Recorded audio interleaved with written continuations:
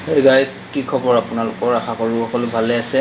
আজি এটি নতুন টপিকৰ সৈতে পুনৰবাৰ ভিডিঅ'টো আৰম্ভ কৰোঁ। আপোনাৰ জীৱনত এনেকুৱা কেতিয়াবা হৈছে নে? কথাখিনি ভালদৰে শুনক। যদি হৈছে কি কৰিব তাকে চাওক, ভিডিঅ'টো আগলৈ কণ্টিনিউ কৰক। হয়তো বহুত মানুহ এতিয়া আছে যে এটা কৰি অহা ভুল বা অতীতৰ কথাবিলাক ভাবি মানে বৰ্তমানৰ লাইফটো ধ্বংস কৰি পেলাইছে। সেইকাৰণে আপুনি যদি অতীতত কিবা এটা ভুল কৰিছে পাহৰি যাওক, বিন্দাছ। ভুলটো কৰিছে হয়, কিন্তু সেই ভুলটো এতিয়া ভাবি কি হ'ব কি নহয় সেনেকুৱা কৰি নিজৰ লাইফটোক বৰবাদ কেলে কৰি আছে।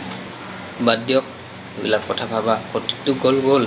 বৰ্তমান কেনেকৈ ভাল কৰিব, বৰ্তমান ভাল কৰিলেহে যে ভৱিষ্যতটো সুন্দৰ হ'ব সেইটো কথা ভাবি চাওক। সেইটো কথা আপুনি বুজক। অতীতত কৰা এটা ভুল ভাবি চিন্তি কোনো লাভ নাই। তো এনেকুৱা বহুতৰে হয় যে হঠাৎ এটা যিকোনো নাভাবি নিচিন্তি এটা ভুল হৈ গ'ল। সেইটো ভুলটো আপুনি মাথাত লৈ মাথাটো বুজা লৈ টেনশ্যন লৈ লাভ নাই। টেনশ্যনত আপুনি একো কৰিবতো নোৱাৰে।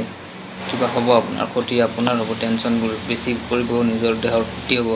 অতীতত কৰা ভুল বা অতীতৰ বস্তুবিলাক মাথাত এতিয়া আনি মূৰত সোমোৱাই লৈ কোনো লাভ নাই। সেইকাৰণে অতীতত কৰা ভুলবিলাক শুধৰাব এতিয়া, কিন্তু সেইবিলাক ভাবি কিনে এতিয়াৰ বৰ্তমানৰ সময়খিনি নষ্ট নকৰিব।